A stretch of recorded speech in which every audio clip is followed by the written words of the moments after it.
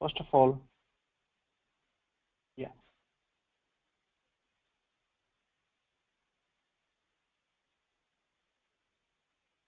So this edition is enterprise edition, enterprise production edition for ARM clouds. Okay, you can see this information. Okay. And currently, I want to show you sandboxes because I haven't shown you sandboxes till now. Okay, so in the deploy section, there is a sandbox, but coming down to the general production edition, we don't have sandboxes because that's a developer edition. You can only develop some things, and you can try. It's for developers, okay, not for enterprises. I'm clicking on sandboxes to create sandboxes.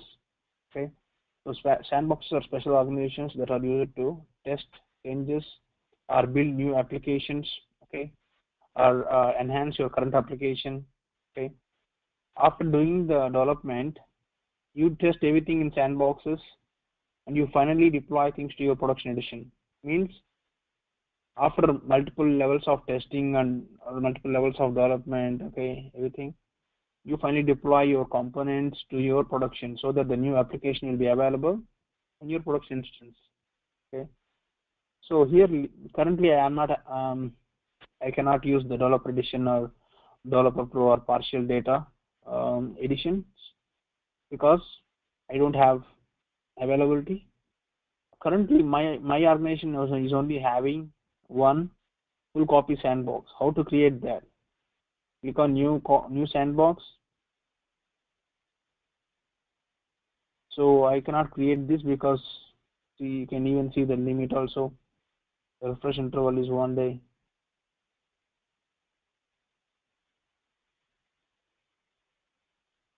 So the difference you can see it. The developer edition you can generally you generally copy the data from the production, configuration, Apex and metadata, and all users who are in that production organization. Coming down to the pro also the same way. Coming down to the partial data, along with this, you are going to download some of the records also from the production edition. Means for testing on some records, on some object records, and even sandbox template support also. Okay. Coming down to full copy sandbox, you can even download all records, okay, and history and charter data. It's optional. I got only one option for that. I'm clicking on next. I am giving a value, saying okay, I have to use some value. Name is full copy, full sandbox. I'm giving a simply full copy sandbox. Okay. I'm clicking on next.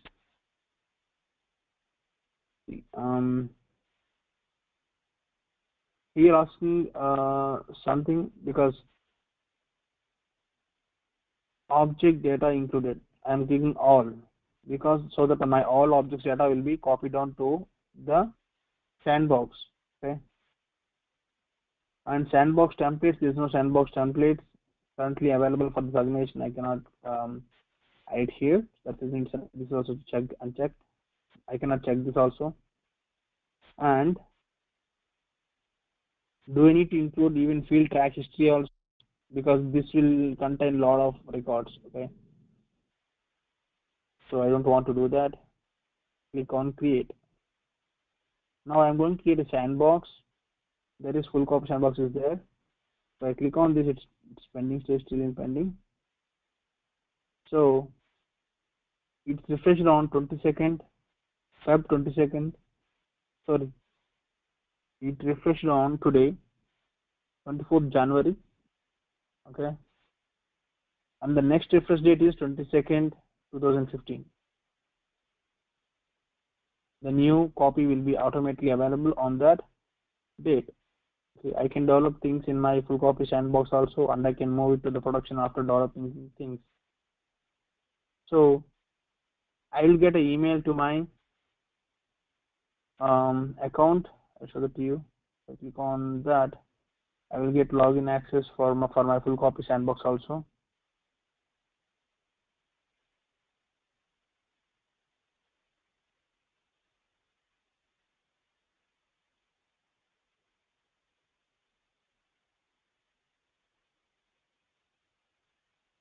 Still pending, so it may take some time for that. Okay. Click on refresh. Then processing. It's almost there.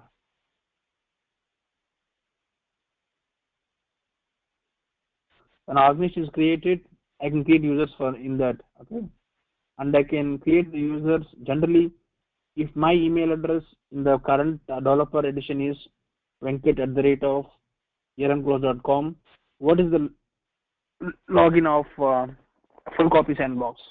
I can create in the same way, but I will add append dot full copy or dot full. I can simply append this to identify this is a full copy sandbox login. Okay.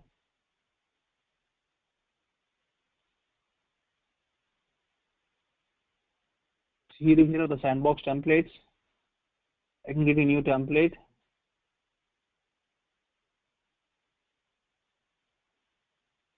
So template. See which objects I need to copy to the new object. That is the template. I'm selecting all the objects by clicking on this. Now I have selected 46 objects. Okay, and click on saved. Okay, now when I'm creating a sandbox that's already created, I can even select a template also. Sandbox history. This is full copy sandbox created by who requested it, and when it is refreshed on all the information will be available in the sandbox history. Anyway, it may take some time, it seems, to create the edition. Let's go back to our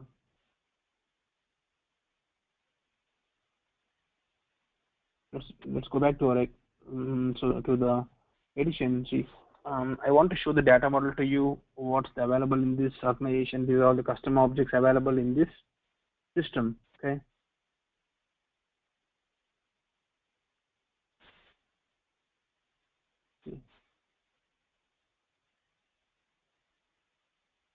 These are the custom objects available in the system. Candidate. Okay. Position object is here. This is the main object. And job applications. Candidate can apply for job applications for any position in the company. The job application number, and interviewers will be giving an review also. This is the interviewer. For each and every position, there is a different interviewer. For Java position, you have Java interviewer. You generally give a review for the job interview what you have done. After the interview, if the review is good for, if you're interviewing 10 candidates, if you need 3 candidates, the top 3 guys, you will get offer letter. Automatically send offer letter to the top 3 guys. Okay, means it's again requirement. If you want only one guy, you can send offer letter to only one guy. Okay, and coming back to position, yes, the position which is on job posting ID will be here, and on which site it has been posted, it's available in this object. Okay, coming down to position, what programming language is it using? Means what program language is required for this skill, and the major programming language. Okay, these are programming languages. For suppose each position can contain multiple skills in it. For suppose coming down to Salesforce developer, they're gonna need HTML, Visual Force Pages, Apex. All these are all skills. You first create HTML is a skill in programming languages. This is useful to select many-to-many relationship. So each position can contain multiple skills, and you have option to define the salary also in the salary object for this position. These positions are created by the recruiting manager. Sorry, recruiting director and hiring manager. So hiring manager will be again sending out the off letters, all this stuff. This is completely a recruiting application, candidates. Okay. Let's go back to, so I want to move this application to my sandbox, which I shared the login access to you all. Okay. In that case, what I have to do? I have to deploy, right? So I am selecting this organization. First of all, I clicked on create new project. Later on, I have given the, if I right click and if I clicked on right click on new project, it asks me the project name. I have given as training. I'll do it again if you want. I'm clicking on cancel. I'm clicking on right click on new project. So before starting this, I will tell what is this. This is the Eclipse store for using Eclipse for Salesforce. Okay, you have to install force.com plugin. Okay, if you have any issues in installing it, please let me know. I'm going to share some URL to you at the end of this class where you can use that URL to try, because to explore things. Okay, to install on your own, and you after installing it, you can develop Apex VF pages from your Eclipse. This is a really good tool where the complete lines of code what you have written for this project you can see completely in your local machine. Okay, by opening the Eclipse. See, now I'm creating a new project. I'm giving it as training recruitment org, recruitment app. Now, what is the username? I'm going to my email. Yeah, full copy is ready now. See, I got the full copy email. So I can go back to my, see, the login is this.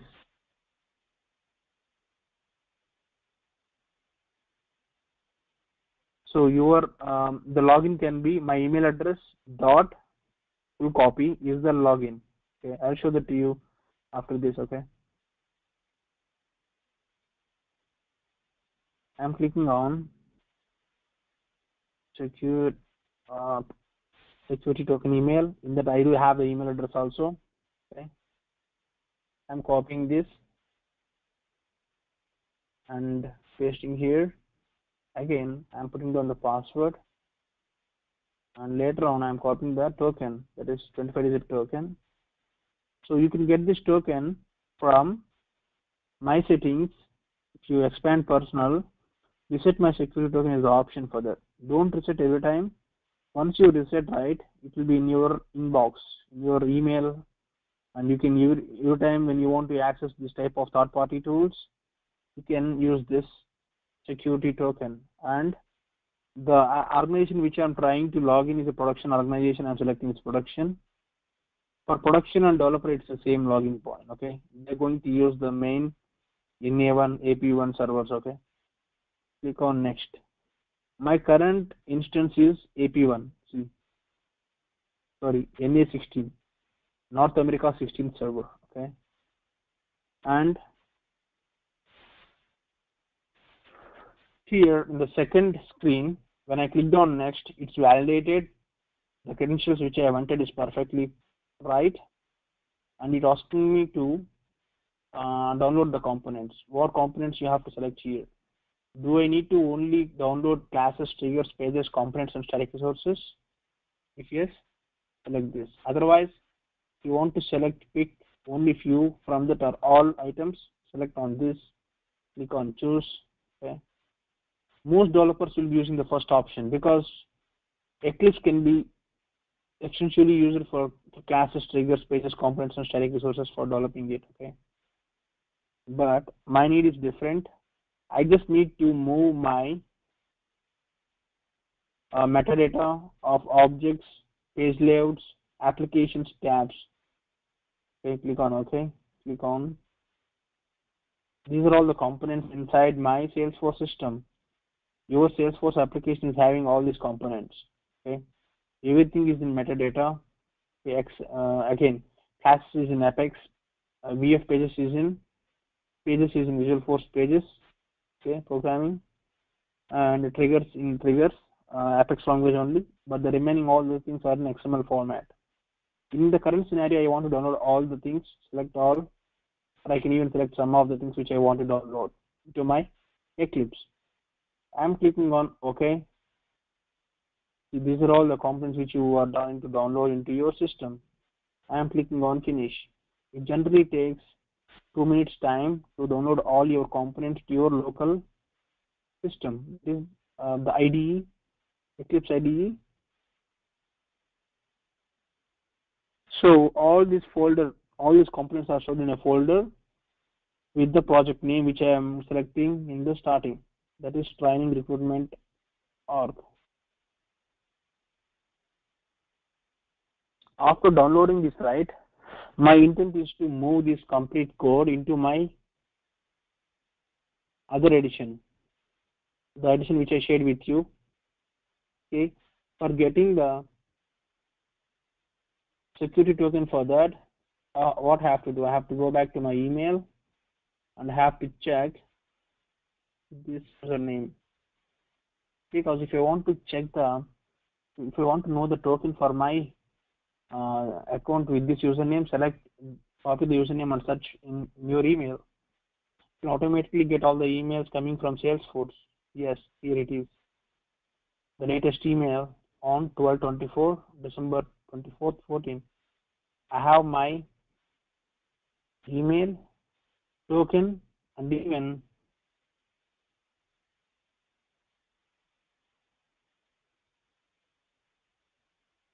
yeah, I got it anyway. I'm going back to my Eclipse. Yes, that is downloaded. You can see my training recruitment app in my project. This is a new project. If I click on expand, you can see all the components. There is no referential packages. Oh, there are few referential packages for these are all connected applications. I don't want to show this anyway. There are a lot of source components. These are the components which I downloaded into my system. Now, see, my requirement is I want to move the objects, tabs, apps, all this stuff. If I click on expand objects, these are all the objects which I want to deploy to my other edition. Okay.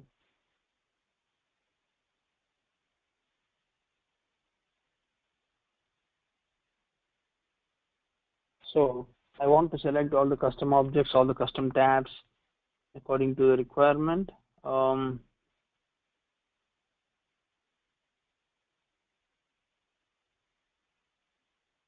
See, these are all the custom tabs.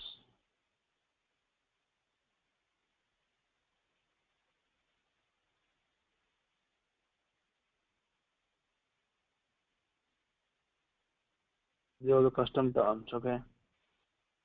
First of all, I'm selecting the candidate. Okay. And what else? What I can minimize it. Okay. And I can minimize it and I can see all this stuff. Candidate snapshot, interviewer, job application, job posting site, offer, position approval, position programming language is here, and after that review, after that salary, and finally zip code at the end. These are all the custom objects you have created in the system. And apart from that, I want to even move some of the tabs also. Expanding this, see all the tabs, candidate, this, all these are all custom tabs only. You don't see any standard tabs because it won't show at all. And after that, you are trying to move even the page layouts also that is available in layouts. I'm expanding this. Inside layout, see, I don't want to select the account, all these layouts, candidate, this snapshot, and again interviewer, job application, job posting site, offer, position approved, position, all these layouts. There are different position layouts. Okay, position programming language layout, review, salary. Okay, if I'm not adding the page load again, I have to do the things, everything. Okay, and zip code also. Got it? These are my objects. And finally, I want to even move my application also. That is, it's inside applications. Expand this, recruiting app. Can you tell me what else I want to deploy? This is enough for now. If I'm missing anything, I can come back and I can deploy one more time. But again, if there are any dependencies, it will throw some errors on my screen, on my Eclipse deployment. Currently, I'm trying to deploy things from this edition to my training organization. Okay. I hope I don't have any other options to deploy. Anyway, let's start deploying it.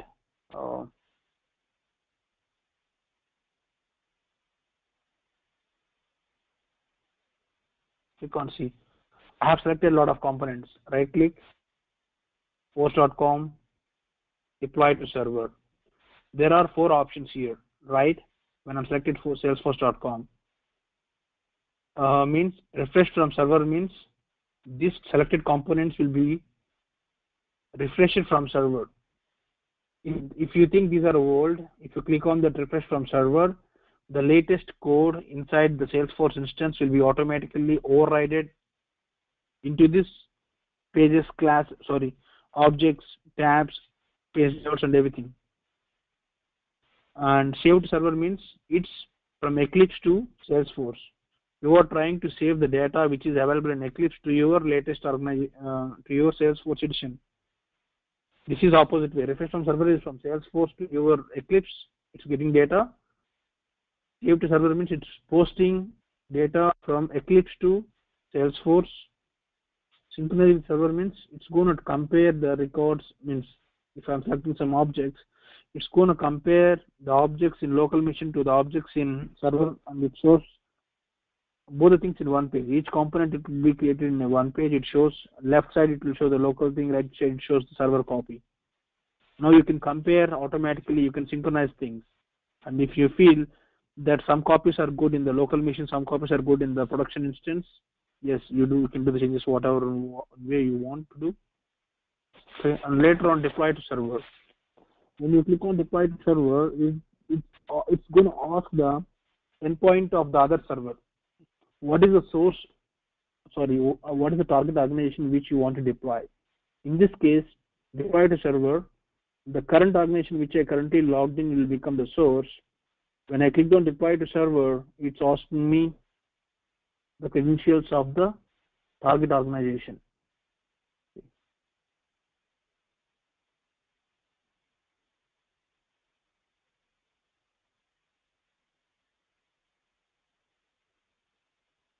It's less than a minute.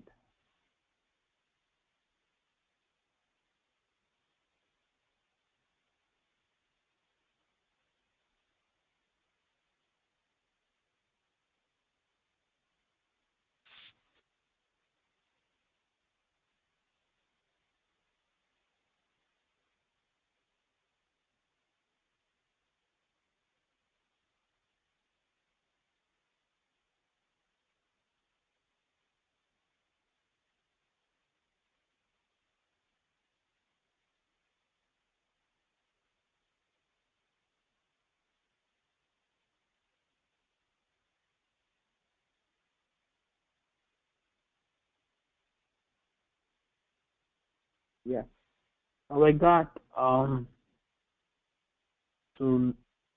I got the form to enter the target organization. That is my 100 demo organization, which I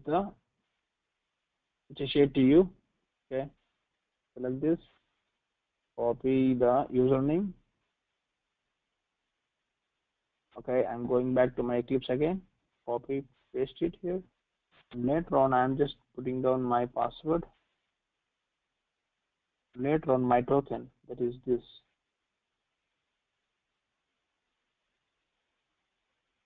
Clicking on, this is the production instance. Okay, click on next. See, it's asking me the directory where I can show the deployments. Okay, what are the components which I'm deploying? It shows the all the backup copy of the deployment thing here into this document. Okay, so I want to click on browse. Okay, um, I want to create a new folder inside the documents.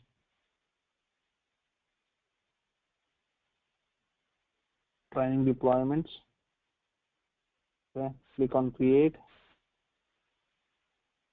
and I am selecting open. Now all my deployment components which I am deploying, it will be saved in this mission. And the old copies which I am trying to replace also will be stored in this copy also from the target organization. I am clicking on next. Same way I am going to select even when I am trying to load the data into the system, means I am backing up the data. If it is a failure, yes, I can roll back my changes.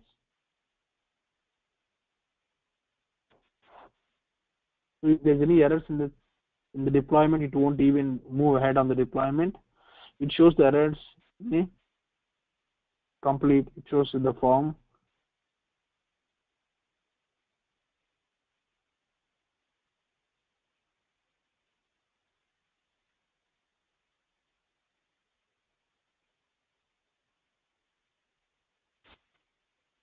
Yeah. So the next screen is the third step of the deployment plan. First step is putting down the password and token. Second step is selecting the folder where you want to store the backup data.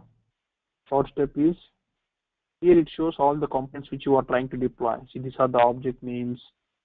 Okay, these are the page layouts. These are the custom object tabs. Okay, and tabs. Again, what it's showing is, hey, these objects are already available in the system, like candidate, job posting, review, salary, all this stuff. Do you want to replace it or override this or not? Yes, I want to override. I'm clicking on, I'm selecting all, because sometimes if you don't want to override, you can remove the checkboxes next to the override option. You can simply move on to deploy, the add new components. I don't want to do that. I just want to click on select all, and I want to click on validate deployment. Validate deployment is a sub-step which checks whether your deployment will become success or not. There are 200 items in this thing. It shows the status in means it's going to run all the tests if I'm trying to save the component, if everything is good or not. It simply validates your deployment, checks everything is all the relationships is fine, all the fields are fine, all, like this. If there are any errors in this validate deployment, means you cannot even deploy also. This is the previous step for simply checking whether your deployment will be successful or not. Okay, please use this before clicking on next. Again, there's no issues. If you click on next also, what happens? It throws error after some time.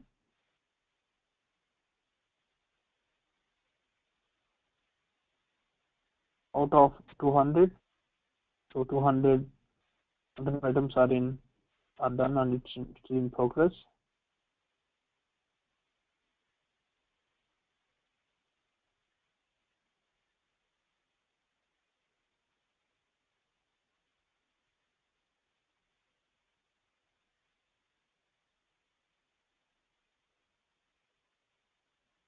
You got the failures.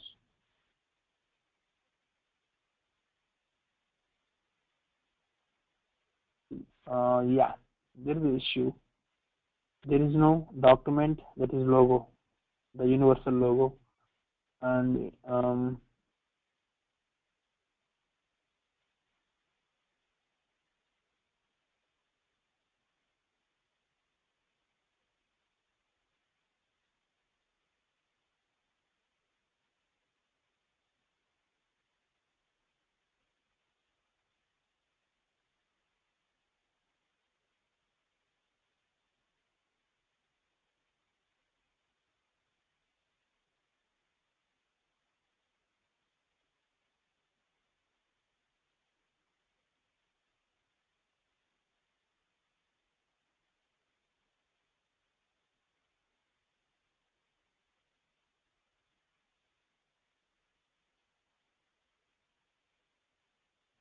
Most of the objects have errors. Okay.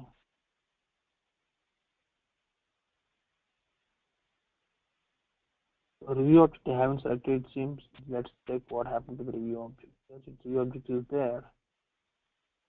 I want to override it.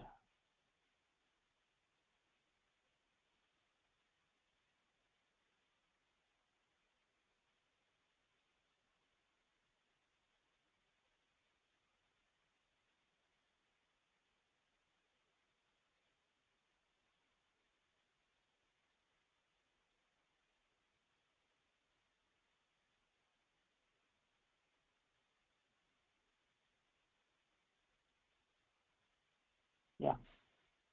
Anyway, yeah, there are some issues. I have to fix these issues properly. Okay. Otherwise, I cannot do the deployment.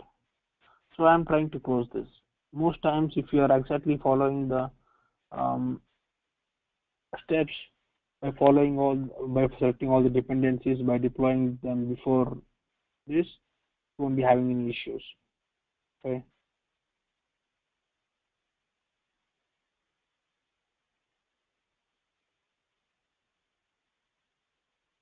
View object is here. Yeah, what I will do is I'm going to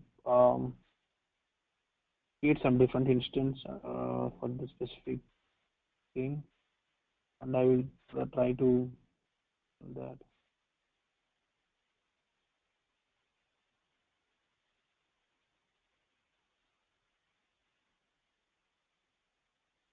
Yeah, I'm clicking on cancel because when you are trying to, because I have seen exact errors. What is the problem? Each and every application should be the logo, the application logo that we have not included. The dependency of application is application logo. That is the reason the deployment error one.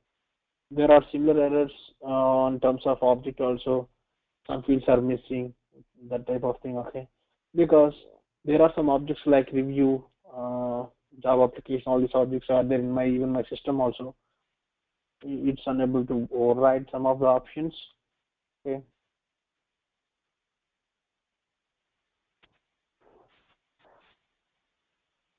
Anyway,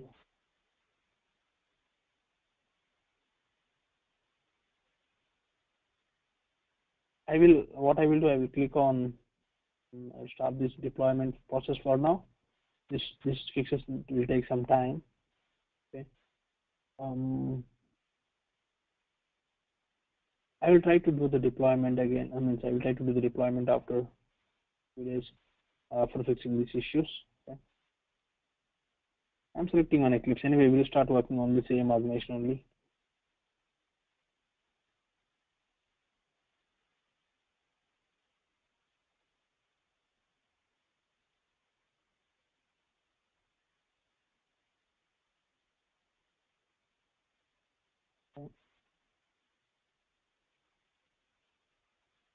First of all, I want to create login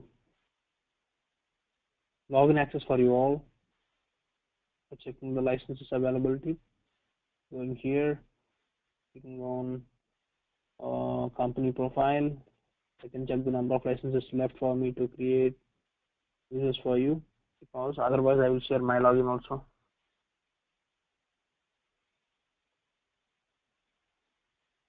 User license. Total licenses left 24, user 16. Oh, I will choose 16 licenses. Just click on remaining 9. Click on users. Oh, there are many people.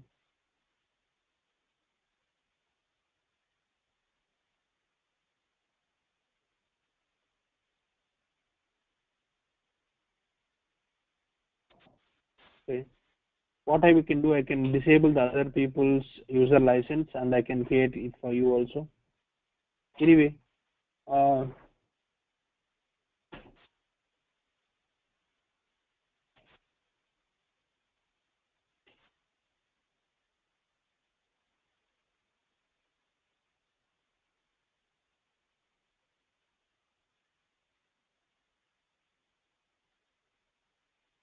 we need to create users now or something. Yes, anyway, I will try some examples and later on I will do that. First of all, I will try to create some data in this edition, okay, and I will assign some tasks to you to create some users in this edition for some of the people, okay. First of all, there are some positions. Click on positions because I have to create the positions inside the company, because if my team needs some developers or some architects for my project, I'm going to create it. So I'm creating technical position. These are two record types. Click on continue. And what I'm doing is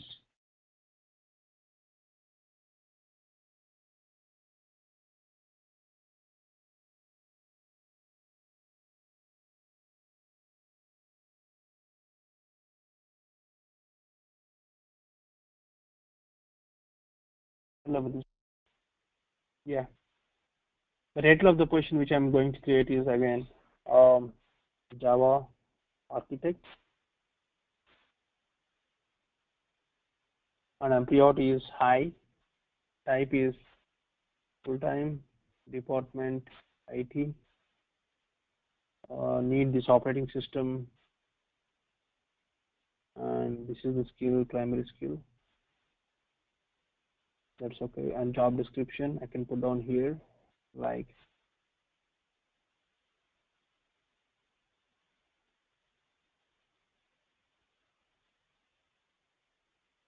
the Java expert.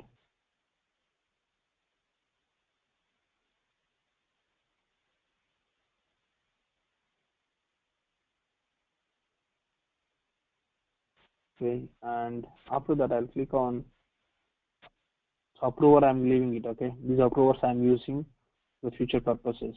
This approval field I'm going to use to get approval on this position. Whenever a position is created by a manager, it won't be published on the sites. It should be approved by some people in the team. I can put down the names here. Click on save. Okay, yeah, with the status I have to give entry like open means new means it's not at up. It started just now. Open means it's published on portals and people are applying for positions. Okay, and closed means the some guy is already placed. Okay, that's the requirement. If you already hide this guy, that's okay. Means the position is closed. So the hiring manager I have to select as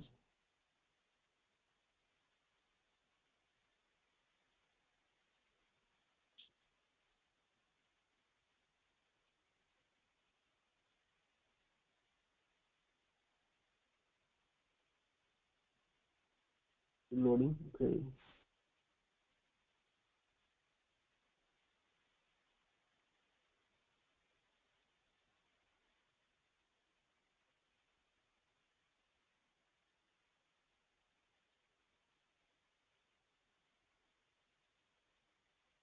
That's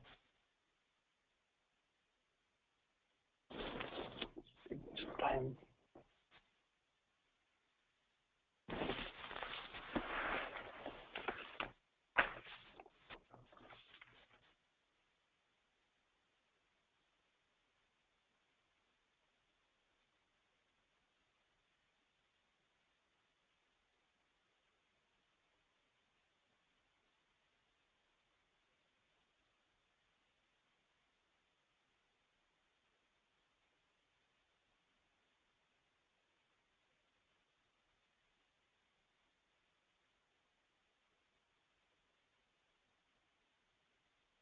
Yeah, there are some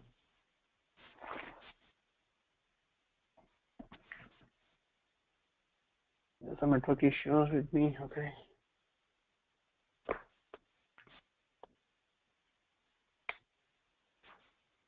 I close this and I will restart again.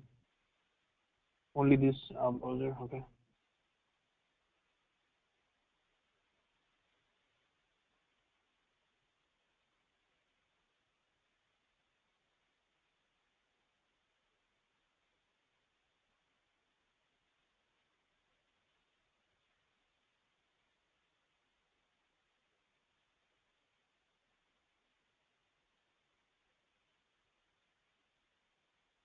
Oh,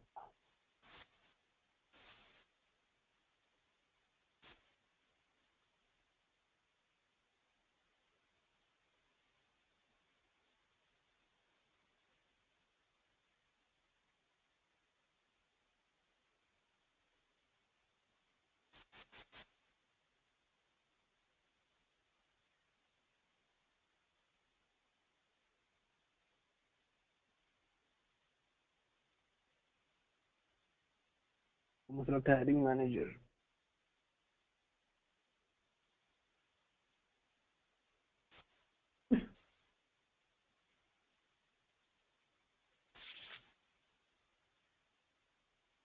Third, well, try to kill process.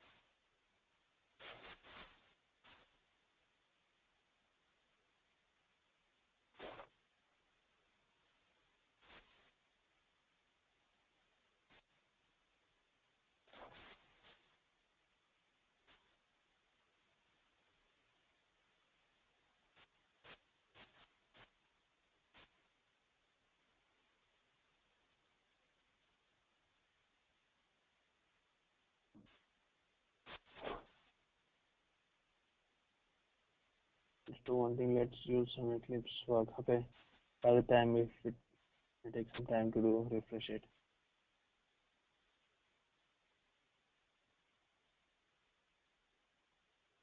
So earlier we missed one thing, right? That I haven't forgotten. That's the documents thing. If I click on expand the documents, yes, there are some shared documents. Okay. Corporate graphics. There is some logo, right? This logo I'm trying to use in the application. This one is missing. Okay.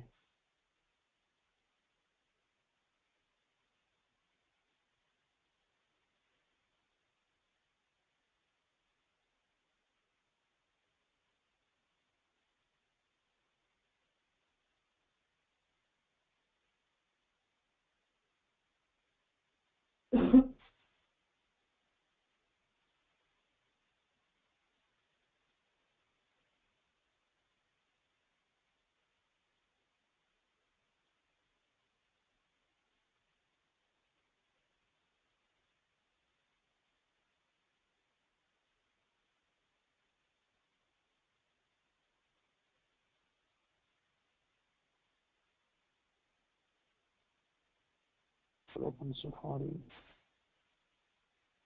I'll get my login access.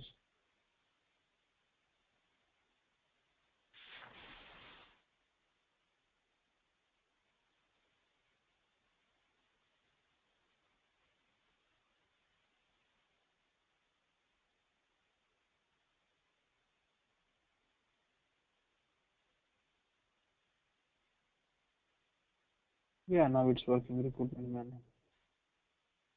Hiring manager, I'm selecting it as work manager. Okay. Clicking on save. Oh, the record is saved. Yes, it's working now. I don't have any issues. Okay. Now there is a position. So if you see the data model, what is the related thing which I need to create? Okay. I need to create the job application. Okay. And I will need to mention the salary also. I will do that. In the related list item, there is a salary object. Which click on new salary. I'll put actual pay, which is paying like around 130K. Maximum pay 1500 1200. Java architect. I can pay this much big, I can pay this much less. Okay. It depends on the person skills. Okay. Now I want to create a job application also. If I'm going to the position, because if I click on this position, from this position I can get job applications. Sorry, before that I generally create a candidate also. Why this data is useful I will tell you later, because I am trying to create some VFAs on this. Click on new, candidate name, Venkat, that, okay, information.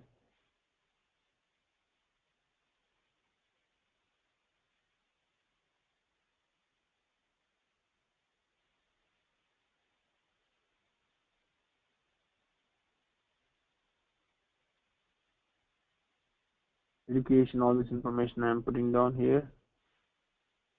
And I'm giving citizen and save. And I'm cloning this record. See, this is the candidate 15. And I'm trying to store anyway. I'm trying to create Java application now because this guy is applying for this position with the Java application.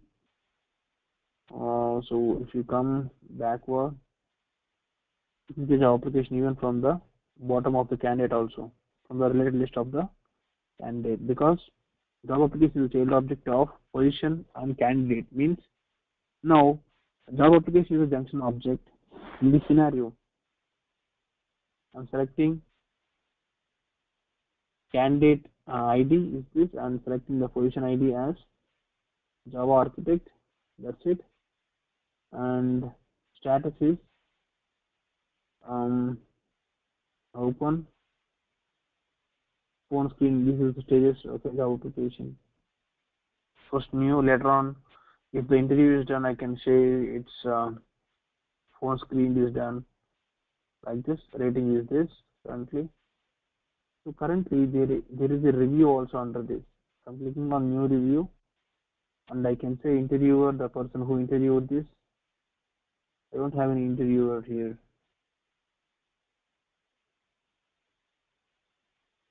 So I will get the interviewer also.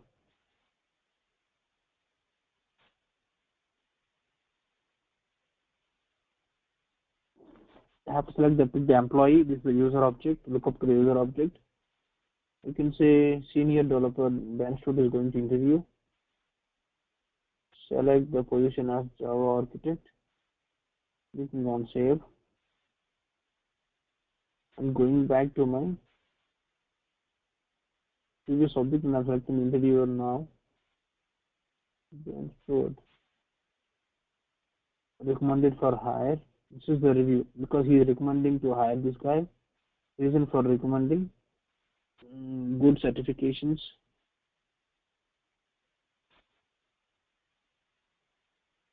Recommendation good certifications. Cultural fit. I can give some rating out of 10. 8. Experience 8. Leadership skills 6. Alternate position. If he is fitting for other position, I can even mention this also. Okay. I can put down some comments also.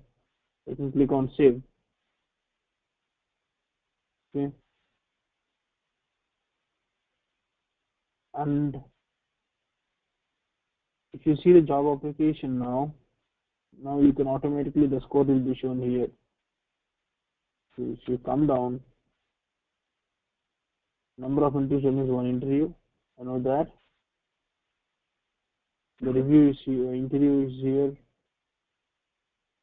Review is also here. 1 second.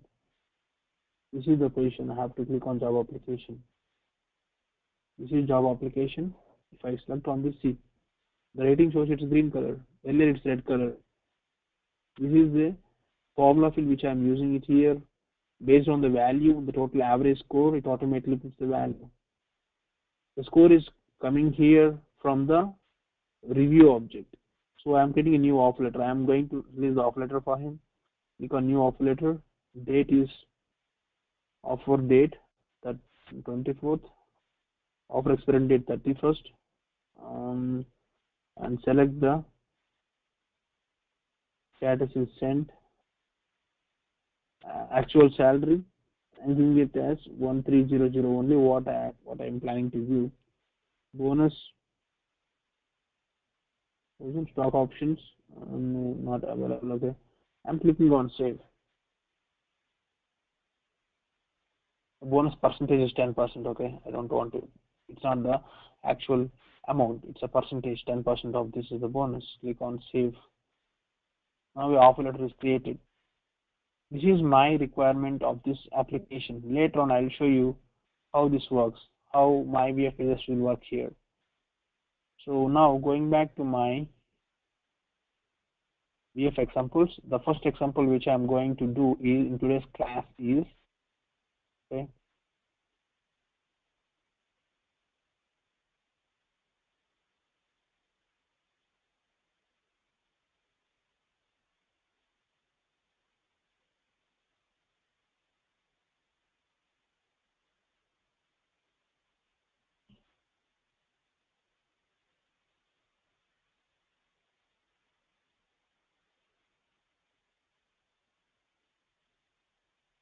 off letter page.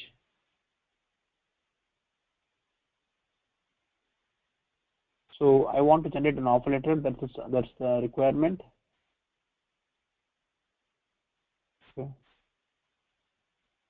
I'm going to create this page, copy this, and create a new page. How to create the page? You know that, right? In this object, remove this and put apex hash. You put the page name as offer page, offer letter page.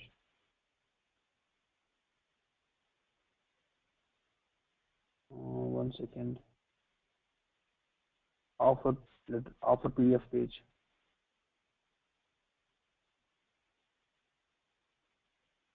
Offer PDF page. Okay. I'm clicking on enter. Now I'm going to create a new page. See, by default I got this error. The reason why I got this error,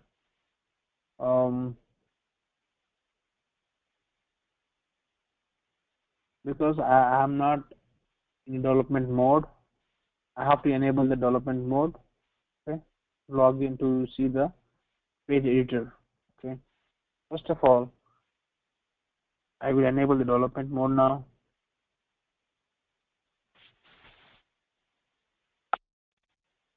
Give me a second. Okay. Oh, I'm sorry.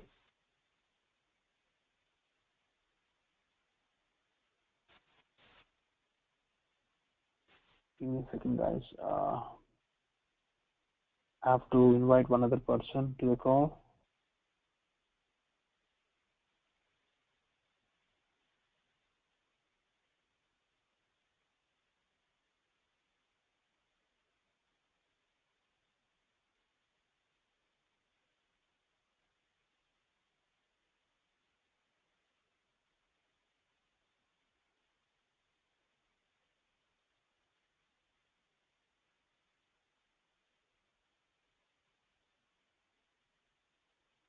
One second. I'm sending the meeting ID of this. Um,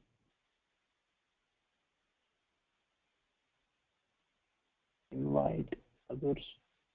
Copy to clipboard and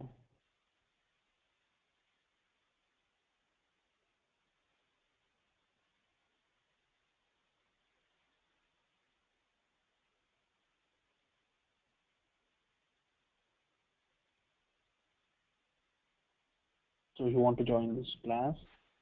Um,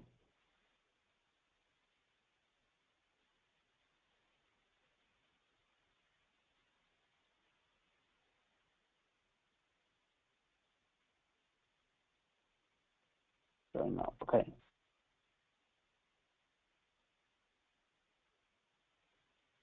Cool. Let's come back to our page. Yeah. So I had a problem, right? What the problem? My development mode is disabled. I have to fix that issue now. I am going back to this page. So thanks. Okay. I'm going to manage users. Click on users and yeah, this is my current user. Clicking on edit and I'm enabling the developer option here, development mode and view state option. Click on development mode and show view state also. And I'm clicking on save. Now I can see the page working now.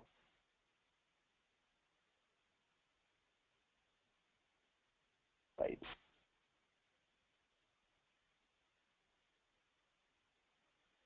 Now I can see the page, the operator page here. This page is not available in my system. Okay.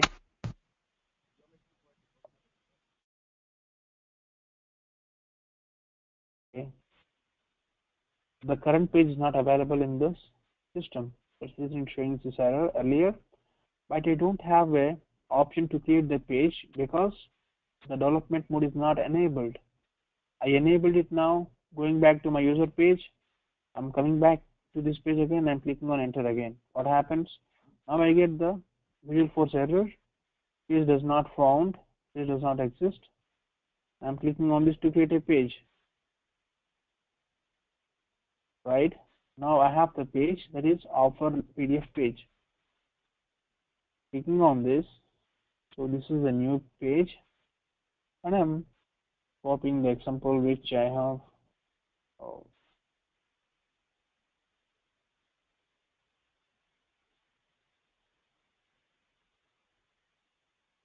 I'm pasting it and I'm clicking on save. Right,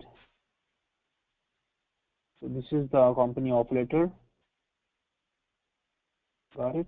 And if you see, there is rendered as PDF. That is the reason I'm rendering this as PDF. And before that, if I am passing some ID to this, it automatically um, picks the complete details of the person who to whom you are offering the letter and all this stuff. How to do that? Select the offer letter now. Go to the ID, copy the ID, copy it, and come back to the PDF page. Put down the question mark ID equal to, paste it. Click on enter. Now what happens? You are linking the current page to the offer letter, and my offer letter is date. It's coming from, it's created on today offer letter with my name as the offer letter created date, the person who is sending the offer to you. So the person to whom I am sending is also the name Venkat. This is it showing here Venkat, and I'm pleased to offer you a position with the Universal Container. This is a company as Java architect for a start date of this reporting to Andy Marcola. Who is this guy? This is the person who created the job position. Got it? So this is all coming from dynamically. The offer letter, the offer salary, all this stuff. 10% bonus. You remember these values which I just now created on the offer letter page? See, 10% bonus. And expiration date is this. Join date I haven't given.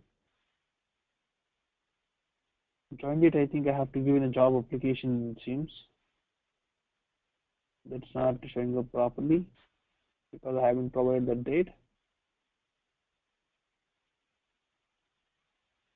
It's not here. I think it's the position, not the job application. On the position record, I have to give the join date.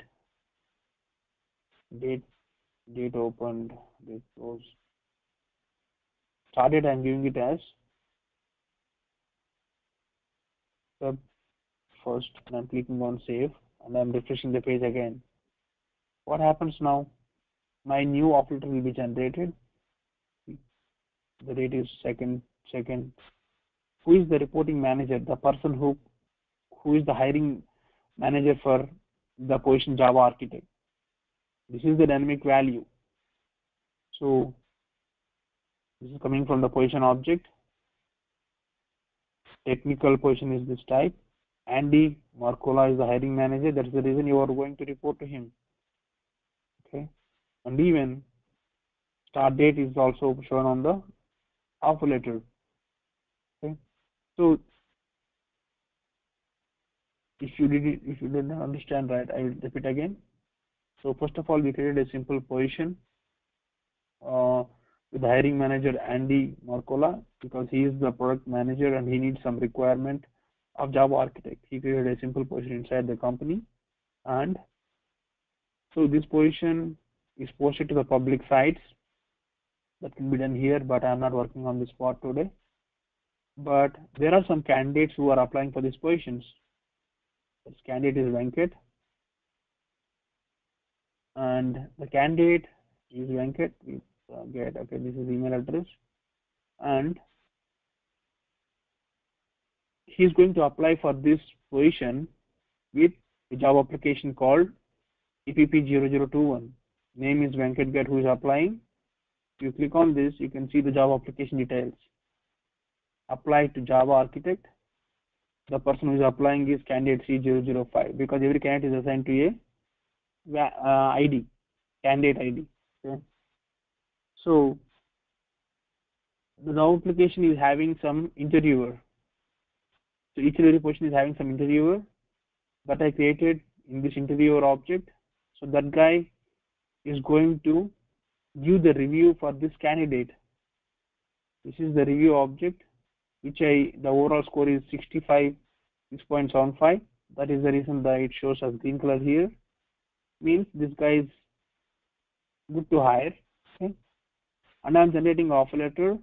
So when this is the offer letter page. After finally when with all this process, I found this guy is ready to, means good to hire, and I'm hiring this person. For that, I want to click on a button and I want to send an offer letter to that guy. That is, so in that case, I have to do one thing. I have to add a button on this offer letter page. Okay, that I will do it now by clicking on this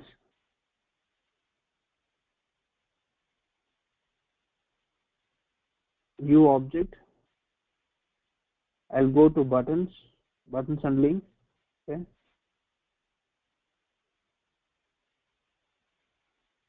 These are buttons and links. I'm clicking on new button and link.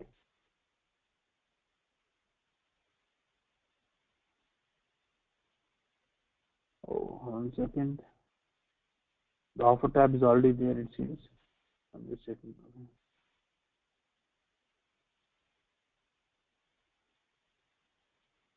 Okay, I'm not sending. Okay, what I will do, I'll click a new button.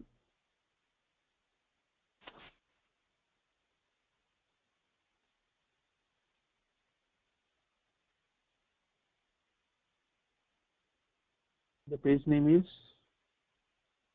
what is the page name? Offer PDF page. Okay.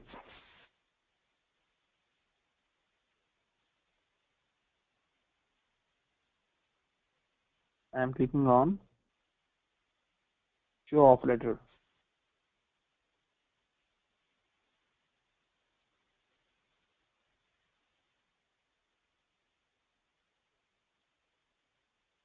Show offer. Or send offer, I can give it also. Okay. And so detail button, and I want to show it in the new window. That's fine. And VF page, I'm linking with that. Offer PDF page. Why I'm seeing only this particular page? Because the standard buttons will automatically show the standard controllers which are linked with the offer object only, because you are creating the button on the offer object. That is the reason it only shows all the pages which are related with offer page, offer object. This is the only page. Selecting this and I'm clicking on save. Clicking on OK. Now I have to add to the page layout to show it on the screen. Going back to the offer page, there is one page layout here. Come here, click on edit. Now I'm trying to add the buttons to the page layout and I'm clicking on save. Now go back to the offer letter. This is the offer letter, right? I'm clicking on refresh. Now you can see a button, show offer. By clicking on this from the page, I'm automatically passing the ID, that is this, and automatically showing the information. Hey, this is Venkat. Here Venkat, you are selected for this position as Java architect, and salary is this. You are reporting to Andy Marcola. All this information I'm sending it. I can dynamically put a lot of information. Okay, keep engaging resource manager. This is coming from my user data. The person who selected is also Venkat. If I have done it differently, it will be really good thing. But this is for accepting the offer letter. That's it. So I can create one more option, dynamically sending via email also. This is dynamically generating. I can put down the company logo on the starting of the page. Okay, if I have the logo, yes, I can put down that logo also. I'll do that in the coming classes when I'm trying to upload some resource file into this and sending this offer letter to the people. So here what I'm doing is I'm trying to show some organization name, street address, city address, all this stuff, but I don't have address in this edition. That is the reason you are seeing improper data. Okay. See, I will explain this page now.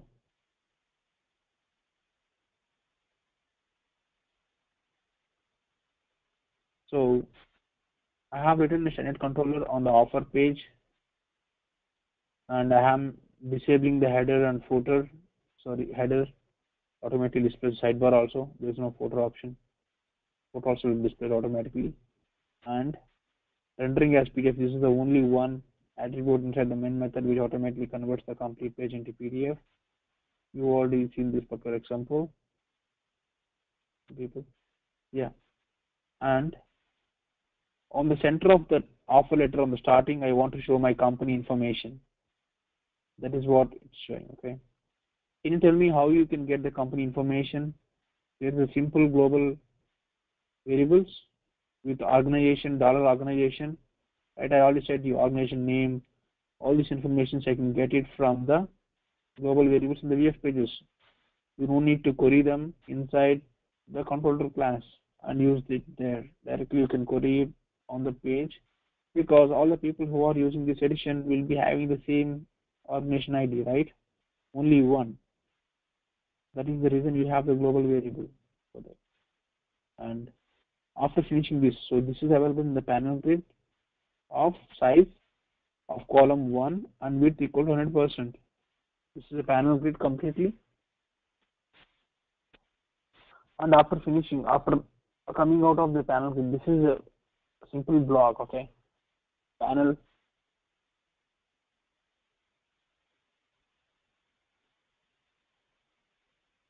After finishing, I am showing the output of the date. Today, I mean the offer date when you are sending the offer letter. So if you go and check your, see, the offer date is when you have created this offer letter on 24. Today I created this offer letter. I have an option to select this date, whichever date I am selecting here, it automatically here. So I'm actually, when the Salesforce date format is different, I want to convert the date format into this format, Jan 24, 2015. Okay, this is the general format most offer letters will use. That is the reason I'm converting. If I'm using, this is the case loop. Similar to the if loop, or there is a case loop also. If month of offer letter equal to 1, show January. 2, show print February. You are using the case statement. Okay, case loop. So the offer date is having the month in the format of number. I am converting into the strings with this function, and after that I have kept some I am trying to show the date, only day of offer letter date.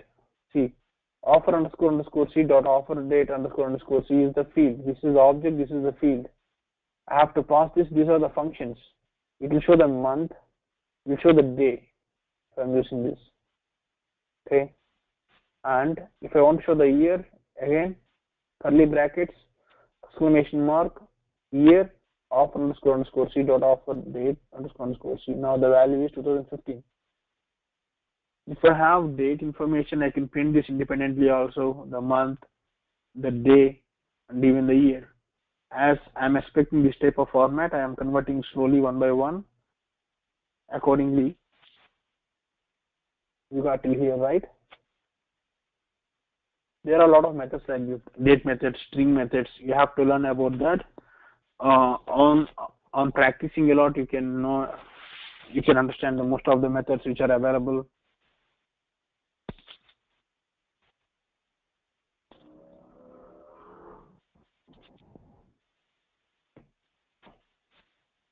Okay, give me a second.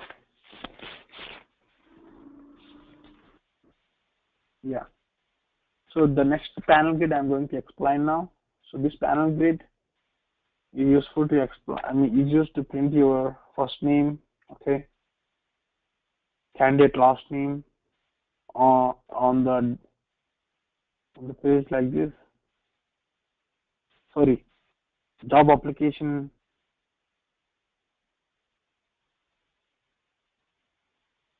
Yeah, this is to this person I'm sending it. Okay, candidate first name last name is this first name last name. And after that, the candidate address also I'm printing out here. Okay, to say that this software belongs to you. Okay, and after that, I'm saying dear Venkat. That starts from, see, if I have the proper address information on the candidate profile, I can print all this information. After the date, these tags will help for that. After that, I'm still again printing the name, dear candidate name with this tag. So how I'm printing the data? Offer letter is a different object. I have to parse the objects multiple levels. First of all, I have to go to the job application. From job application, I have to go to the candidate. Candidate.name will give you the candidate.firstname will give you the actual name of the person who is selected. Okay, that is the reason offer underscore c dot job application underscore r dot candidate underscore r dot first name. These are the relationship fields I'm using it here to bring out the parent data. Okay, and I'm trying to print again in the paragraph thing. So this is the paragraph thing. It starts from here. See, I'm pleased to this this stuff. See, whenever there's a dynamic field, it shows here on the company as a what is the Java architect? It's a position name, right? It's a position name. I'm printing the position name here. See, off letter underscore c dot Java application underscore r dot position underscore r dot name. So I'm printing the position name here, and start date I'm also getting from offer letter start date. So the offer letter position start date. Okay, and so the date format I'm using this. See, start date is there, and after it's month. Sorry, first month, later on date, month, date, and year. This is what 2 to 15 is printing from with this particular logic. See, this field is common, start date, but the format of printing is different. See, I'm using month, day, and year of this date. After finishing this, I put comma and reporting to the manager also. It's in position. Under the position only, who is the reporting manager, all this stuff I mentioned there. That's what I'm printing dynamically here. I'm not directly giving Andy's name, but I'm printing the value from the position object, right? That is how I'm printing the dynamic values.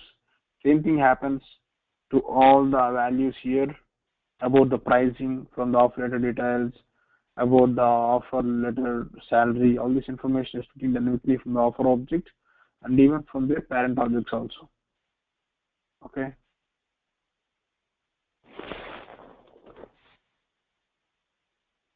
Do you have any questions? See, at the end of the content, now you're trying to show if you have any additional instructions, I'm keeping even at the instructions also at the end of the paragraph tag. Okay, before the end of paragraph tag, exactly here, and we are looking forward to work with you at Universal Containers. This is the company name. Welcome aboard. And finally, you have given the application name, the person who is sending the offer letter. Currently, in my case, the owner of the field. My name will be selected, and under that there is a signature with hiring resource manager. That's a static text which is here. You can make something like this to be automated directly in Salesforce. Once you started using, you can simply create offer letters instead of wasting a lot of time on getting the data.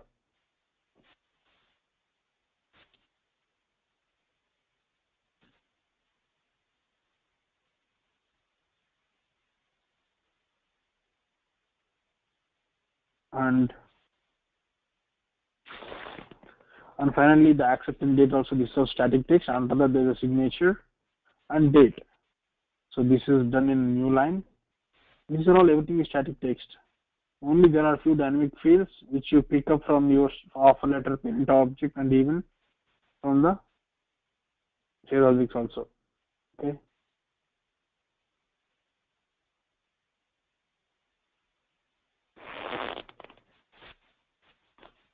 Right. Yeah, I'm closing this example for now. Do you have any questions on this? So it's mostly like putting the dynamic fields inside the offer letter, means inside some big paragraph, so that it automatically print the values. Okay, there is nothing big in this. Okay.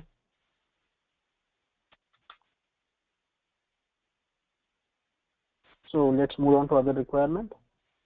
So now we have done a simple requirement. This is a recruiting app. It's really working fine. On the offer page, there is, you showed a button which automatically generates offer letter for you, and you can simply download and you can send it. I can make this more simplified by clicking on send email button. In this, I can send the email to the candidate which is linked to this offer letter directly. That also I can do it. Anyway, let's go to other example.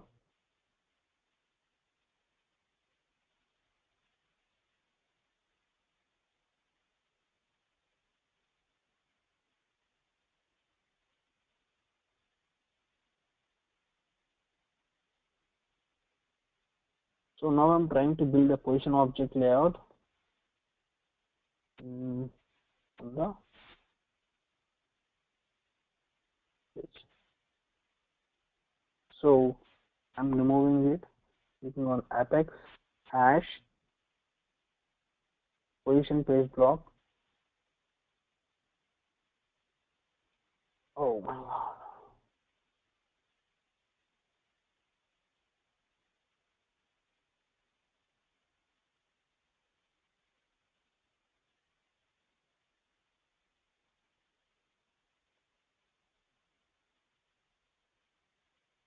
Position page block, I'm clicking on enter.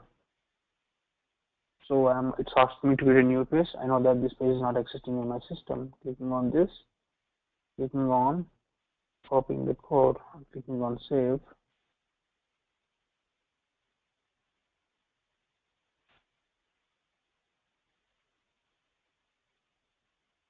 So it's asking me.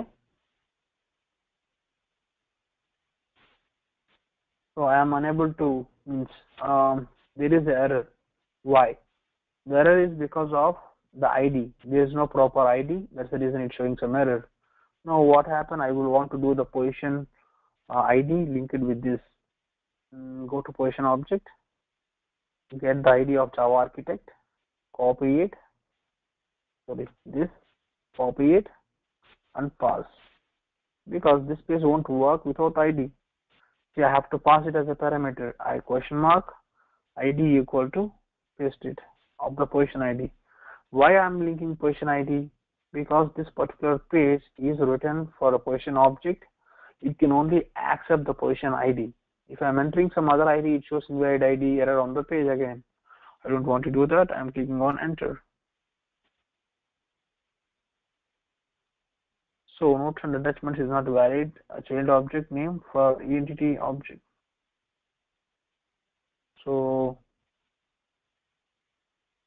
notes and attachments. I think there is some thing I want to remove this particular. Clicking on save. I think there might be some change in the name that it's not accepting that thing. Okay.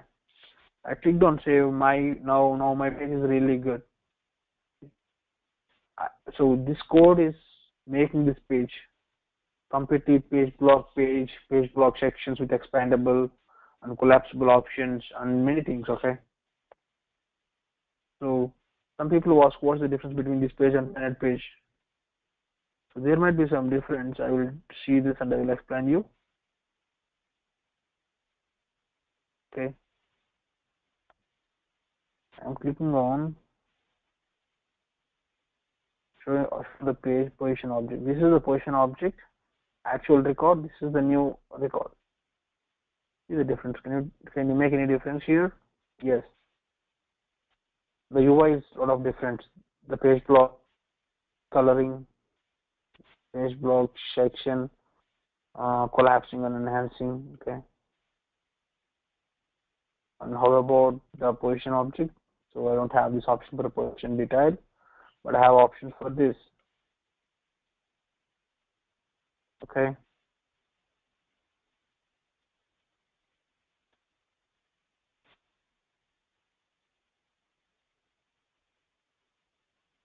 Selecting this, expanding this, there is change in UI completely. Okay. The coloring is taken from automatically from the position object. See the color, the tab color is automatically using for highlighting the page block sections also. Description field also. And I will explain this page now to you. The title of the page is assigned to simple sample position layout page. Show header equal to true, sidebar equal to true.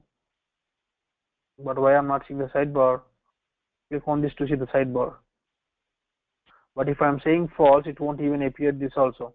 Okay? It won't even see the option to show this button, hide this option also. Completely disabled.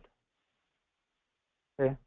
And there is a script, small script, windows.top location URL for action dot position underscore c dot clone. So if I'm calling this function, it automatically cloning this. Okay. I will tell you. Okay. See, instead of directly using the clone button here, I am showing some other way. Instead of calling action method directly from the command button, I am calling an event, on-click event. Okay, this is on-click event. I am calling a JavaScript method called myClone. MyClone is a JavaScript method which is defined here in the function called myClone. This is a JavaScript function. Inside that, I am window.top location URL for action position underscore c dot clone, and I am using the position ID. Okay, so I am trying to clone the current record using JavaScript, not using general Visual Force action, standard action, but I am using here a VF page. I'm using the JavaScript here. I'm trying to clone the thing with JavaScript with the action global variable. Okay, with the global actions. Okay, so this is the step for that. You can even use this type of things in your page for save button or cancel button also. Anyway, it's not required. They are simply showing, hey, we can also do this way by calling some actions from the JavaScript with this action thing. And again, the edit, delete, sharing buttons, edit buttons are actual way. This is the actual format of defining the edit and delete button. Coming down to clone, you are calling a JavaScript function, which is here. But coming down to the sharing button, you are not calling with the JavaScript. You are directly defining the JavaScript inside the on-click button only. For in this case, you don't need to get a new JavaScript method also. You directly get the complete code. Okay. What happens if I click on clone? See, it's completely cloned and I'm clicked on. Save.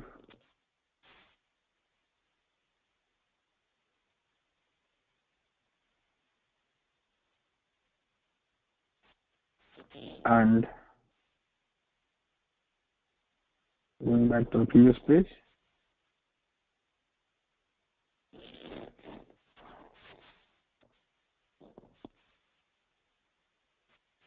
And coming down the sharing button also, it does the same thing. Click on sharing. It opens the sharing options to you, to whom you can add it. This is also a standard feature. You don't need to write any code for this. Sharing the records is very easy. It's a manual. It's called manual sharing. Okay.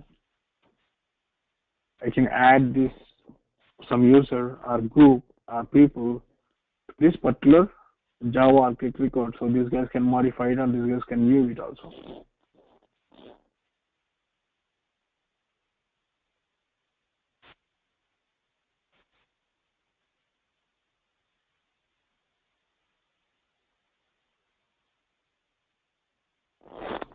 So I'm going back to the previous button.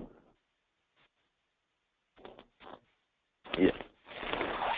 So you currently have understood how to call JavaScript from the buttons with the event tags. Yes, we tried even with some other examples also with action, script action, Apex page examples. Okay. And later on, this is the page block button stack. So that's the reason it automatically aligned in the center. But if I remove these page block buttons, all the buttons will be very next to the page block detail.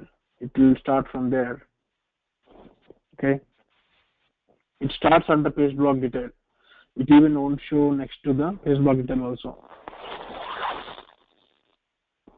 Well, let's use page block section.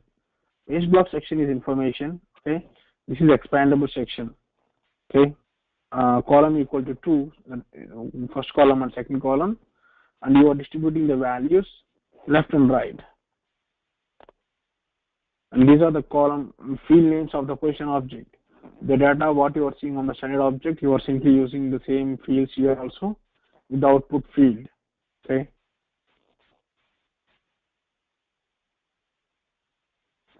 So can you see the change button here? Yes, I can see it also. Okay. If you want to change the record type dynamically from the page, I can do that. What is the record type? You know that the record type is able, we can select this record type when you are selecting a record. But I can also change the record type directly from the same page. By clicking on this change, it shows me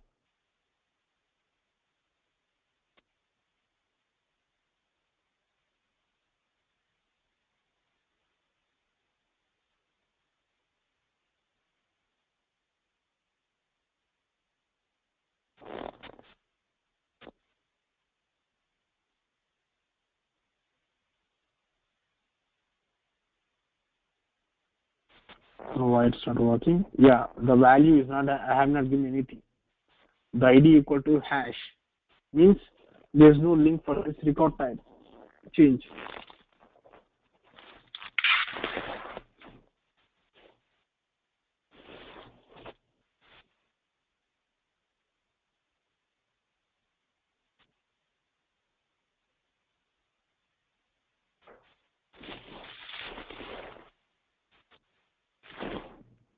All right.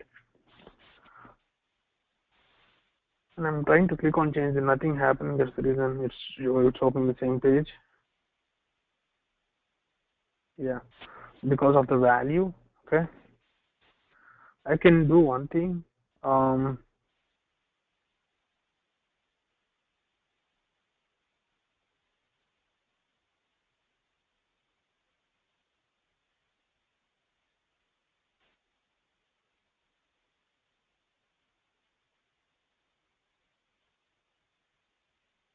I can put some ID like this and I can pass this URL. Okay, that I can do it dynamically with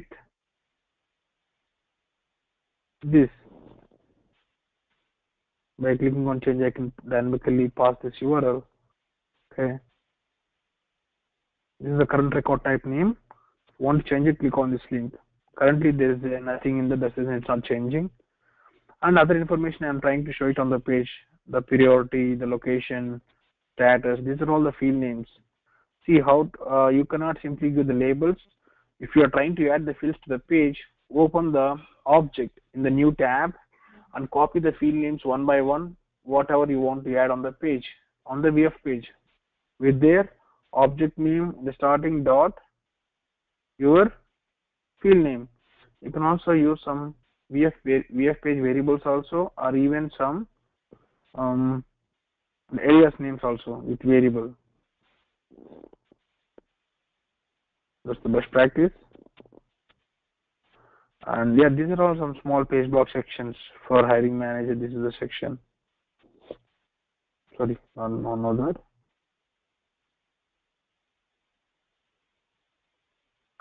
See, after the start date, from the pay grade, see, after that, these things are one by one because I want, these are important fields, I want to keep it on the left side only. That is the reason I am using page block section item. Okay, this is specially one tag. I am using it directly. Output field hiring manager. I have created one more page block section. Sorry, I really got it because this is the page block section item is introduced here to make the next field of pay grade is blank. Here it's blank, right? Because I am replacing with page block section. Again, after that I am entering the value of pay grade, hiring manager. After that again I am using page block section item because means it's I'm replacing some blank space, blank page block section item. If I'm not using this, what happens? The hiring manager will go next to the pay grade. The duration will come up left side, and again the legacy position number will go towards right side. That's how it happens. For introducing the spaces inside the page layout, you have to use this. Okay. After that, you have created one more page block section with these two fields: technical skills, what you are looking for, and even the description also. That's also a small page section. All are expandable and collapsible. Okay.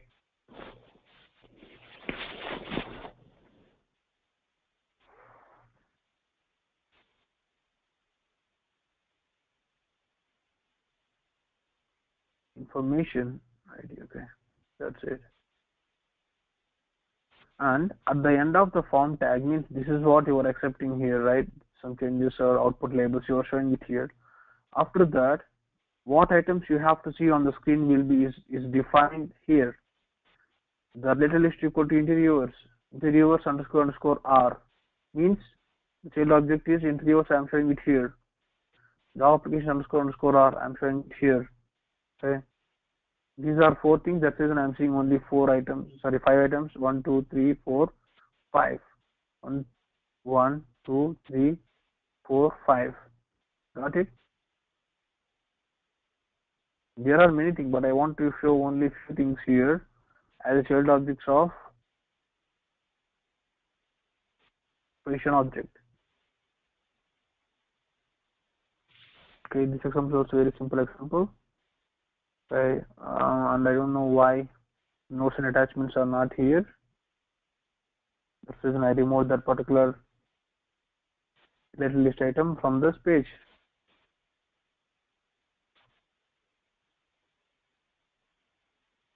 And slowly you can also modify this view of page UI also according to your custom requirements. It depends.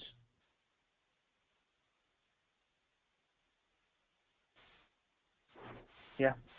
So now, do you have any questions on this?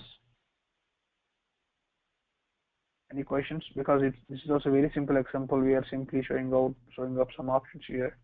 The only thing what we explored in this class is about the buttons on the about the command buttons, which you have linked with some JavaScript, which is outside of your form tag, inside script tag. Okay. And later on, you figured out that it's So later on, you try to how to call the JavaScript directly from the button only with JavaScript method like this. Window.top.location. The same method what you are defining inside this, you are calling it directly here. Hit on click. Okay. You are passing the action as share and even the position ID also. So that when you are clicking on the button, it automatically shares this thing with the actual sharing options of this existing user. This ID, sorry, existing record ID what you are passing there. It opens the sharing settings for that particular record only.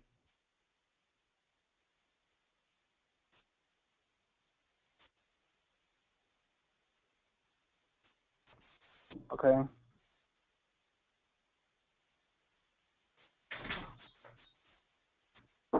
So that's it for today, guys. Um, anyway, I am going to load some more examples. I want to load all these examples. Okay. So I will make sure that you have access to this organization. I will share some login access to you for each individual team. So one login I will share so that you can also see this code. But this time I don't want to share, give you permissions to write the code. I can only give access to read the code only. Means you can see the code. Okay. Got it? Or can I go with some other example in last 10 minutes? If yes, I can do that. A review edit page.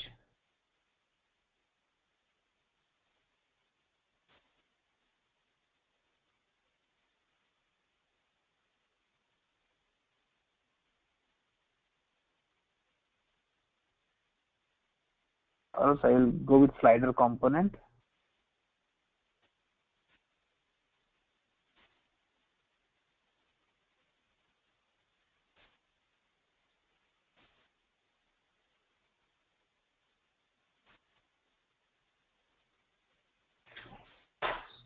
I'm just checking if this is needing any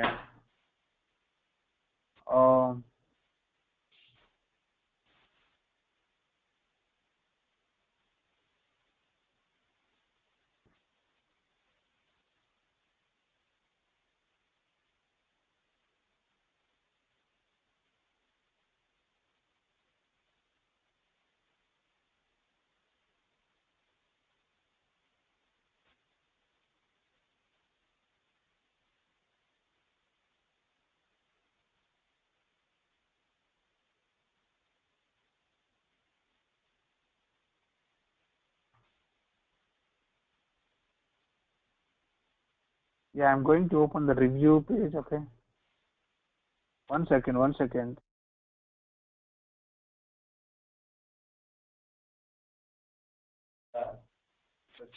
Yeah, sure. And I'm just making it, creating one more page that is called review edit slider page.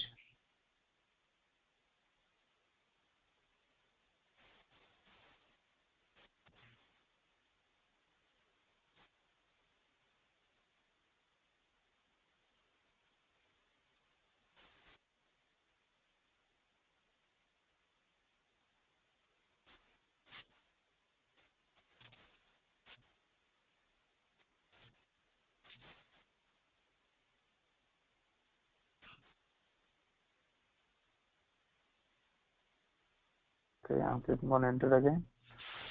I'm creating a new page directly from this link. Pasting this page. First of all, I will explain this requirement and static resource. See, I think I'm using static resource inside this page, which I have to load it here. I'll do that. Here is my static resource. The resource tag, if you can see anywhere.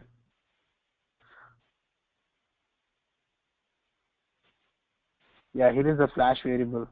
See, flash and static resource. I'm using it. Slider. Here I have to upload this slider, flash slider, into my static resources. I will show that option to you. After uploading this, my page will be saved without any errors. Going into develop, expanding develop, and clicking on static resources. I'm uploading.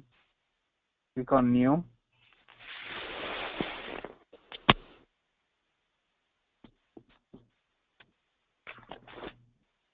I'm clicking on new, and I'm just checking what name I have to give for this, because I have to give the proper name, otherwise it will throw some error. Flash slider. I want to give this name. This is not a zip folder. I'm simply uploading a simple flash file directly into this.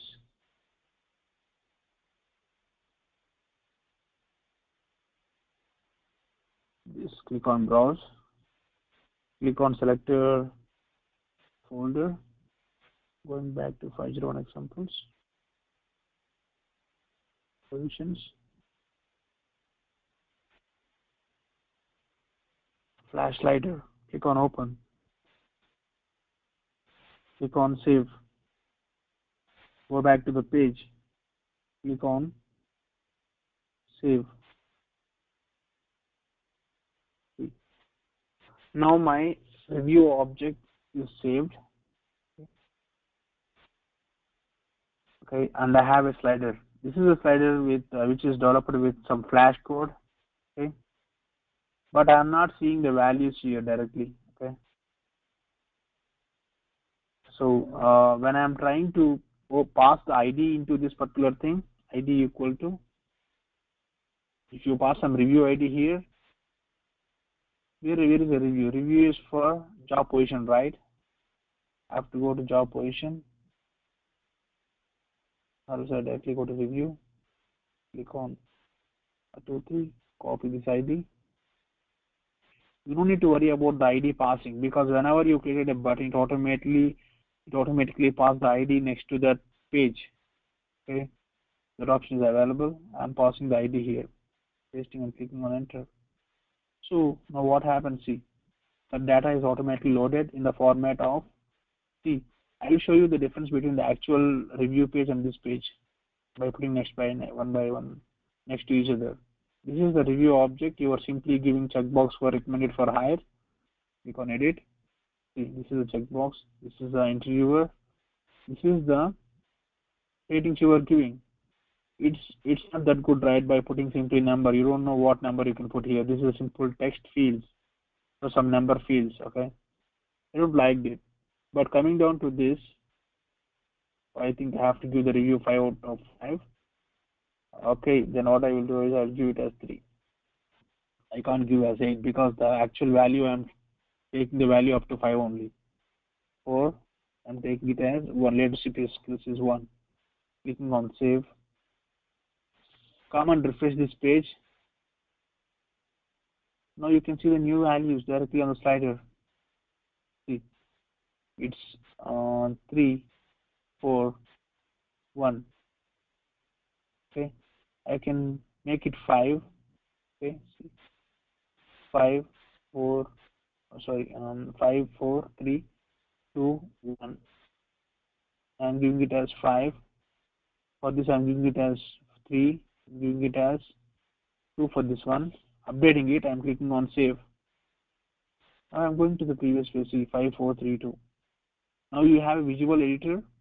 With a flash, I'm trying to show this, but I can show in multiple ways also. This is the old way. No, most people are not using flash. You are using this slider with JavaScript library. You can directly including some JavaScript resources, and you are implementing this slider with simple one line of code to automatically change values in the backend. Okay, coming down to this code.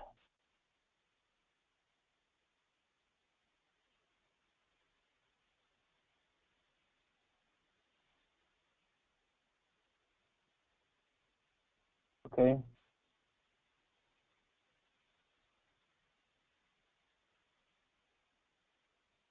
first of all, I am trying to load my data from the review object. Okay, and the section name is, the label is coming from the review object label. How to get that?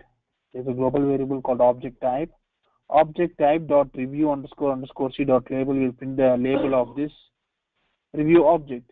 Okay, so now my section header is review.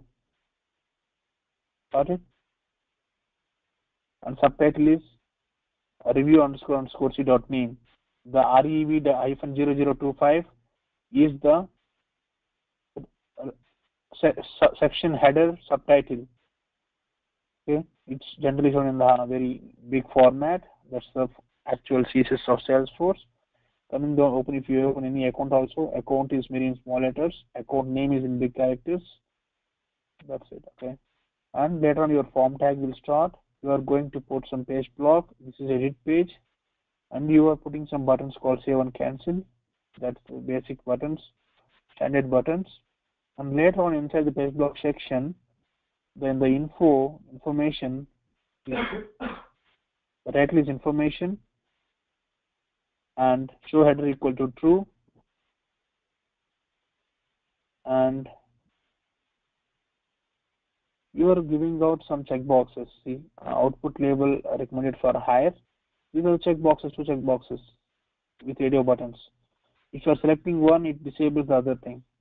That is for select options. You can only select one option only, select radio. These are the two values. This you are applying it to a recommended for hire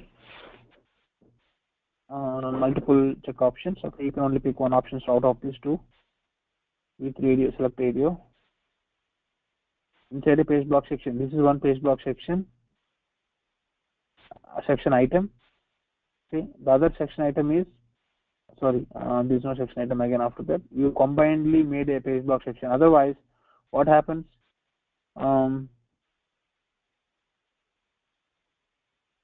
Right, you completely made this component combinedly. Otherwise, what happens? Output label is shown here, and values will show here in the second item.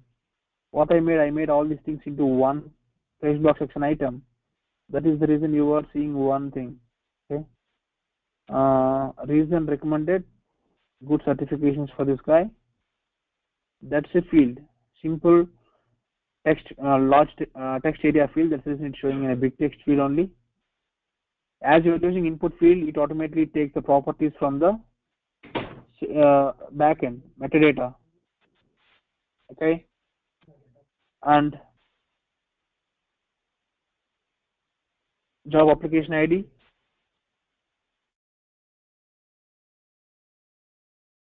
The input field, interviewer field. I'm showing the data here again. It's the input field. If I'm giving output field, yes, it's showing the data, but I cannot modify the field. Input field, I'm showing the data, still I can modify the field by clicking on the lookup field. That is the difference between input field and output field. Okay, and if you are giving this input field or again job application, it also takes some option. You can also modify job application lookup also.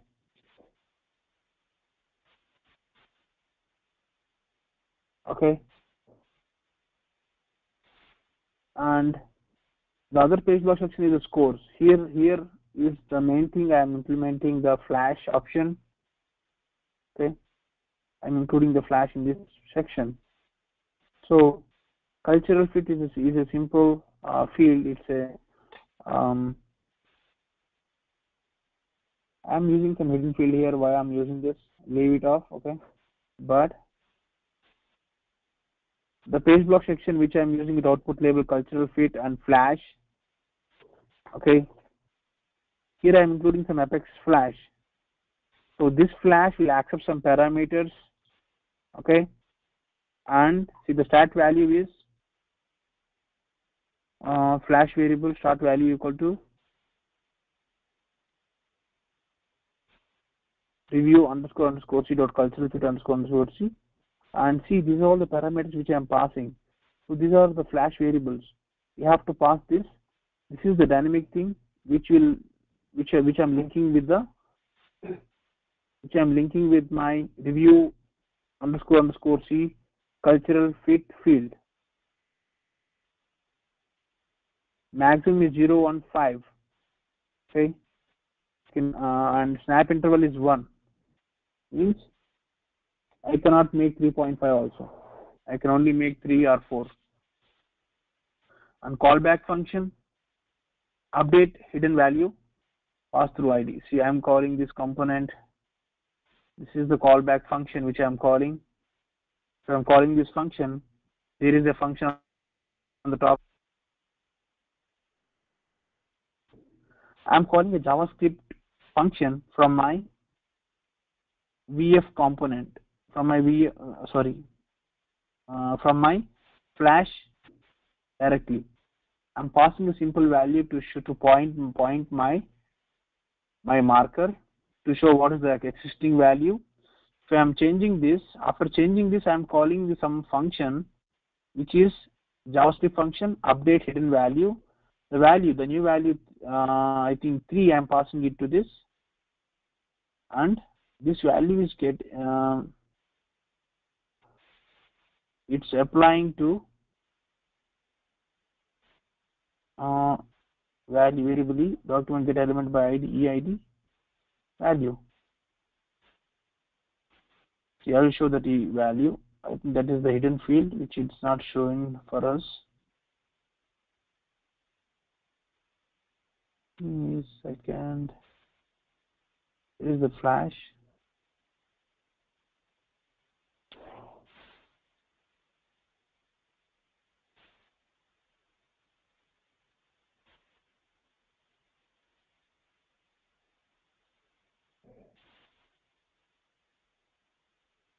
EID is the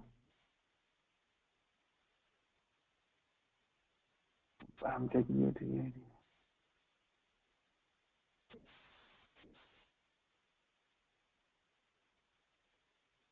So betterment by ID is generally searches for with this ID.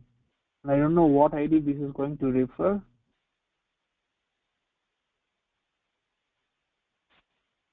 Update callback function and pass through ID. This ID I am passing it off. Component scores. See if it. Yeah, see I got it. I'm using the scores component and see if it. I'm updating the ID of this. Okay, I'm passing this ID here. This ID I'm passing it off. The ID assigned to this is passing. I'm assigning the value to the hidden variable here, the input field, hidden input field. The value which I am setting with when I'm changing this value, right? It's going to return some value. If it is series, now the value is 4. The value is going to return to the hidden field that it's saving. Okay, it's simply putting the into the hidden field. Whenever I click on save, it saves into the database from the hidden field, not from the Flash thing. Okay, that's what it's happening. I was really confused here. Scores is the ID of this. Okay, and fit is the ID of this. I'm passing this ID to this function with the value I'm passing to this e dot value.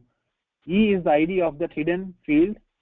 E dot value is currently the value which is default. For suppose if I open the record at 3 value 3 culture fit value 3, now the default value is 3, but I'm changing that value from 3 to 4. That value is again assigning to that new value, and I am saving this. That's what happening here. I cannot remove the hidden input field. That's really important. That is really useful for changing my data. The same function is applied for the same way to other things also. The other thing is having a hidden field of experience. You can, if you can see the pass ID, see component dot scores dot experience. Passing the value to this. Same way to leadership skills also. That is here. Leadership skills hidden field. Dot leadership here you can see it off. Okay. So got it. So you are setting you are passing some variables to the Flash also. That is the value what you are getting from the backend. That is review __c dot leadership _skills _c. The minimum value is 1 and maximum value is 5. This is the limit I want to show it on the screen. And the snap interval, I want to give it as only 1. Okay. What happens if I give 0? Let's see, 0. I'm clicking on save. Now the flash is updated and it will show the 0 value there. So 0 to 5. Now the snap interval is 1, 0, 1, 2, 3, 4, 5. This is okay, right? Or sometimes I can even do 0 also. Got it?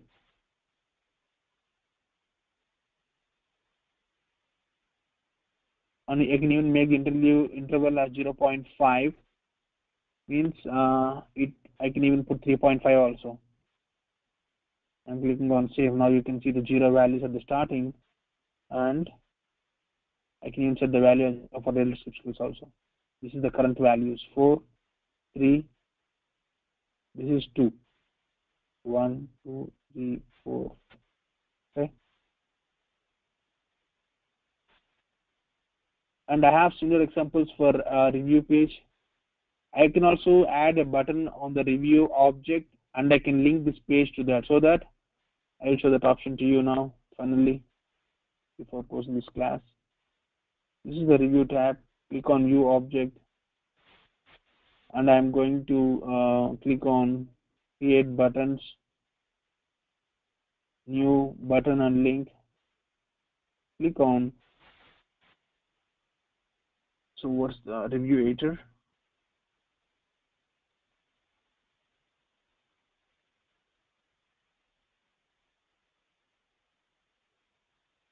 Review editor, okay. Button, display in the same window with VF page. There's only one button anyway. Okay, there's only one VF page. Click on save. Now I'm going back to the page layout. I'll quickly add it also. Now you can see the page linked with the review object. So these are the small requirements, okay, and not small requirement. These are the type of requirements people ask in the project, and you have to do, okay. And so the customer don't want to convince, because they will think to minimize their time to do the operations very quickly as soon as possible. It depends based on the industry, and you have to select the requirements. Means you have to recommend some best solutions for them. If you cannot do that solution, you can show some alternate solutions also, which you can do it very easily. But you cannot say that I cannot do it. You can say that it takes more time, but I can do this the other solution in a very short time. That the other solution which I am recommending is better than the first solution. You can show some advantages of that also. And for suppose I am clicking on buttons, I want to add this button here. Click on save. Now you go back to the review object, click on refresh. Now you have the review editor. By clicking on this, I can directly add the review directly with the user interface by dragging and dropping things. See, I am pulling this up to 555. Clicking on save. See, 555. So I have a track field history enabled on this object. That is the reason I am seeing all the track field history options, from changing values from this to this, like that. Okay.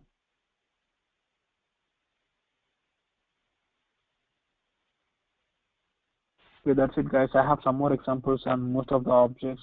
Okay, after explaining these particular examples, we'll be moving down to the advanced examples, the controller classes. So there are very big examples.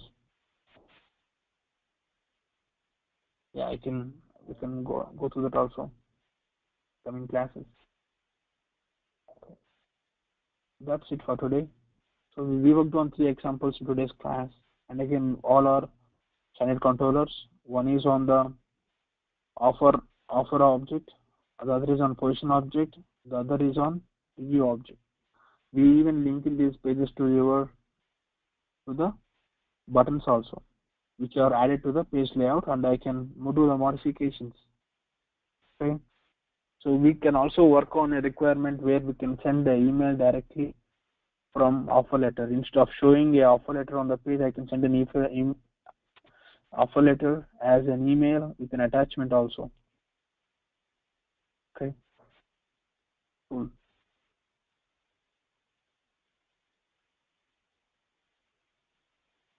Yeah, so we can meet tomorrow at 3:30 again, same time. Okay, right.